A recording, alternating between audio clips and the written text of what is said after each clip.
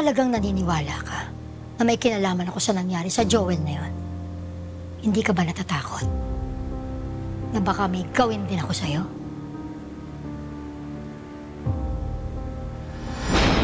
Ano? Natakot ka, no? Kaya umalis ka na. Umalis ka na nga kasi. Hindi ako aalis! Asan yung abogado mo? Ano, kanina pa tayo nandito eh! Hindi mo ako utusan. So bakit gagawin ko yung bagay na inuutos mo sa akin? Isa pa, wala ako obligasyon sa'yo para patunayan inosente ako. Kaya mabuti pa, lumayas ka na. Twist ka na! Teka nga! Bakit ba kanina ka pa madaling-madali na paalisin ako? Andito ba yung lalaking kasama mo sa video na kinuhanan ni Joel? Ha? Tinatago mo siya dito? At ano siya? Kasabot mo sa pagpatay kay Joel? Ha? Bakit mo pinatay si Joel? Wala naman siyang ginagawa sa'yo. Bakit mo ginawa yon? Napaka-demonyo mo, napaka-walang iya mo, Hazel! Ganun awa! Ang kaya ka na!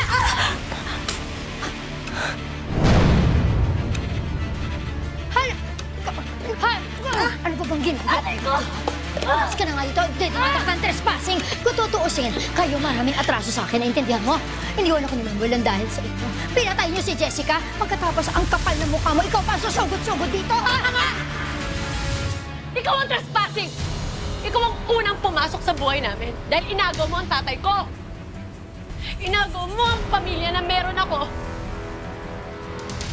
Sa Jessica, sa amin mo isisisi ang pagkamatay niya. E nangyari yun dahil sa'yo.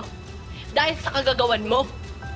Kasi pinagmamalupitan mo siya at si tatay. Dahil din sa'yo, hindi kami! Ano ba sinasabi mo? Miguel ka na, umalis ka na dito.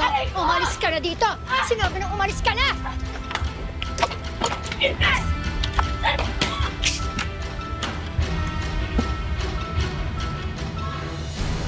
Ano sinasabi niya na namatay si Jessica dahil sa pinagagawa mo kay Manuel? Huwag mong iniintindi ang sinabi ng babae. Baliw yan.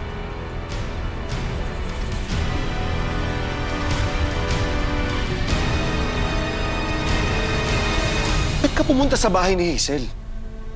At mag-isa ka lang. Hindi mo man lang naisip. Si Hazel yun. Hindi man ako natatakot sa kanya na yun. Wala akong ibang nararamdaman sa babaeng yun kundi galit.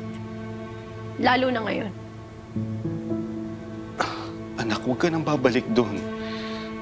Hindi natin alam kung anong pwedeng gawin ni Hazel. Alam ko kung anong kaya niyang gawin, Tay. Kaya niyang pumatay ng tao. Para lang makapaghigante siya.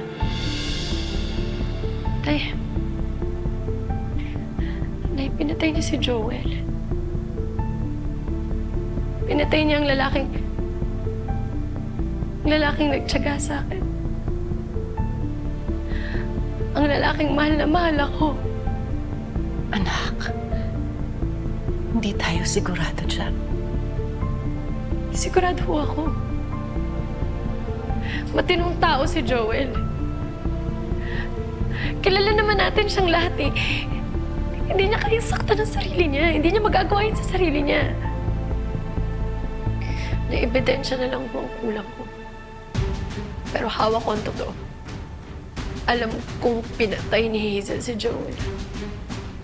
At hindi ako titigil hanggat hindi ko na ipaparanas sa kanya kung anong ginawa niya kay Colin. Ang idiin at pahirapan. Ang pinagkaiba lang nila ni Bunso. Si Colin inosente. Pero si Hazel, hindi. Andrea, anak, huwag mong hayaang kainin ka ng galit. Galit na lang ang meron ako, Nay. Ito na lang ang ginagamit kong bala. At gagamitin ko pa tong bala. Para masigurado kong mahahanap ko hustisya sa ginawa ni Hazel kay Joel.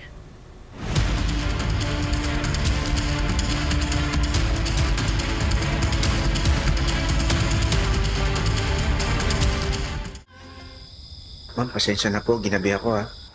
Hindi kasi ako basta-basta makaalis dun sa Southwest. Okay lang. Kaming mag-a-adjust sa schedule mo. Kung kailan ka pwede. Mamahawak po tayo dito. Mm-mm. Ganun ho ba? Yun lang ba ho? Sige po. Maraming salamat po. Sige po, Colonel. Salamat po ulit. Mama, Yes, anak. sabi po ni Kuya Jeff, uuwi raw po siya rito para damayan si ate. Sabihin mo kay Kuya, hindi na kuling. Sulitin na lang niya yung oras niya kasama si Daisy at Tetay. Bakit? Ano bang magagawa niya pag umuwi siya dito? Hindi naman na mababalik si Joel. Wala na si Joel. Siya nga pala, may update na si Colonel Sarabia. Tinitignan na daw ng investigating team kung connected yung video ni Hazel at ng lalaking kausap niya na nakuna ni Joel. At yung death ni Joel, ruled out na yung suicide. Dapat lang, Tito. Dapat lang. Dahil hindi addict si Joel. Pinatay siya. Pinatay siya ni Hazel. Anak, pananagutin natin siya. Pati yung lalaki na kausap niya doon sa video na pinadala ni Joel.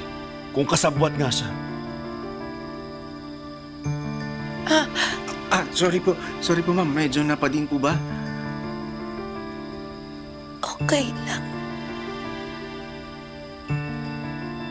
Nalulungkot lang ako.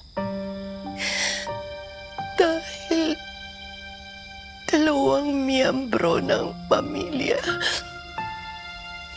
binawi ka agad sa amin. Ang bait niyo po, no? Kahit hindi niyo tunay na kapamilya, kadugang tingin niyo sa kanila. Hindi naman kailangang kadugo mo ang tao para gawin mong pamilya. Akala ko lalaki pamilya namin. Ang saya ko dumating sa buhay namin si Joel at si Jessica. Lalo na si Jessica. Mahal na mahal ko yung batang yun. Mahal namin. Mahal namin siya.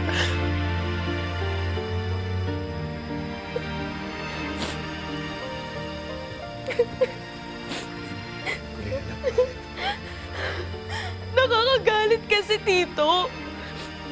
Sa loob ng isang taon, dalawa na yung nawala. Nawalan ako ng bagong kuya at bunsong kapatid. Bitin pa ako sa pagiging kuya ni Kuya Joel eh.